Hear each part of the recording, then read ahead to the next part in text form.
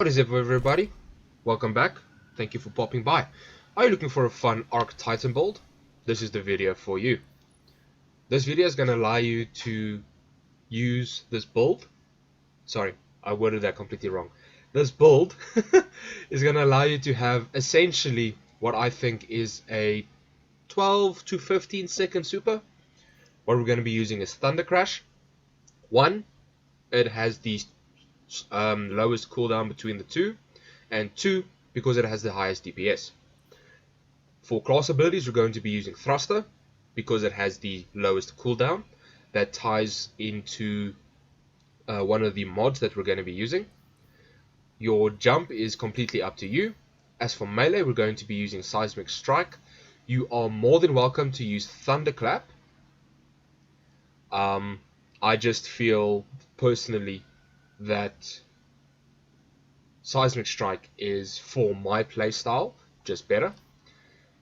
For grenade, we're going to be using Pulse, as Pulse grenades have received buffs in the past, and unfortunately Storm grenades have received too many nerfs. For aspects, we're going to be using Touch of Thunder, which is going to allow our Pulse grenades to generate ionic traces and increase its damage over time, but primarily because it's going to generate ionic traces, and ionic traces, when picked up, will give you class ability energy. Sorry, just ability energy. Up next, we're going to be using Knockout, because when defeating a target with a melee attack, it starts health regen and makes us amplified. While being amplified, it boosts our movement speed and sprinting speed and everything that needed.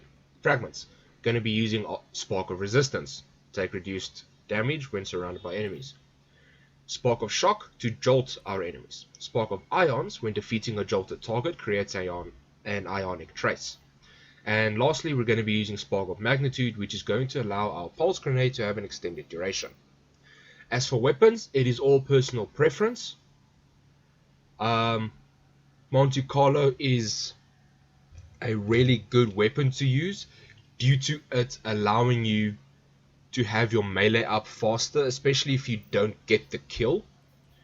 As for your special, a Prodigal Return with Volt Shot, or literally any other Volt Shot weapon would really benefit this build quite a lot. But as I said, all weapons are optional. What you're going to be running for exotic armor is definitely an insurmountable Skull Fort, because melee kills start health regen and immediately restore your melee energy, which is the crux of this build. As for mods, you want 2 hands-on, and then whatever other mod you want. Let's say, what you can do, so I'm only on 8 because I don't have enough enhancement prisms. You can swap out the kinetic siphon that I have for discipline if you want more grenade energy. Arms, we're going to be running heavy-handed, firepower, and focusing strike. On chest pieces, this is all optional. I just went with the trifecta of resistance mods due to the content I was running. But this can easily be swapped out for some reserves based on the weapons that you need, or you can swap it out for some of the damage types mods for sniper, melee, and concussive. Very easy to swap them out. Boots, these are very nice to have. Recuperation, innovation, and insulation. On the class item, we're going to be using 2 outreaches to reduce our melee cooldown when using our class ability. Again, it's a safety net when we miss the kill. And then lastly, we're going to be using Bomber to reduce our grenade when using a class ability. Again, all safety nets. Now, I'm going to be showing you this build in Shuro Chi. As you can see, I have a full super. So let's just get that out of the way real quick, and we'll start the encounter. So right now I have 0. Well, it's starting to tick up, but that's fine. Alright, first kill. Look at that super energy. Lovely. Just lovely. Lovely orbs. Let's get some more kills. Look at all that chunky super.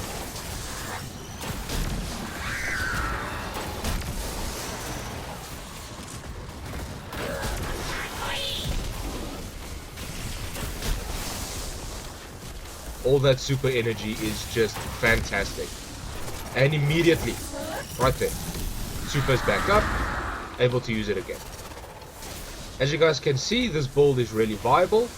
You can use it in mid to end game content. However, I have not had the opportunity to test it out in Grandmasters. Unfortunately, I did not use Monte Carlo because I got all the melee kills I needed. But yeah, I do hope this build helps you guys out. Again, this build is very versatile and can be used in all types of content. You don't have to worry about it. Hope you guys enjoyed the video. And I hope you guys stay safe. I hope to see you in the next one. And as always, thank you for watching.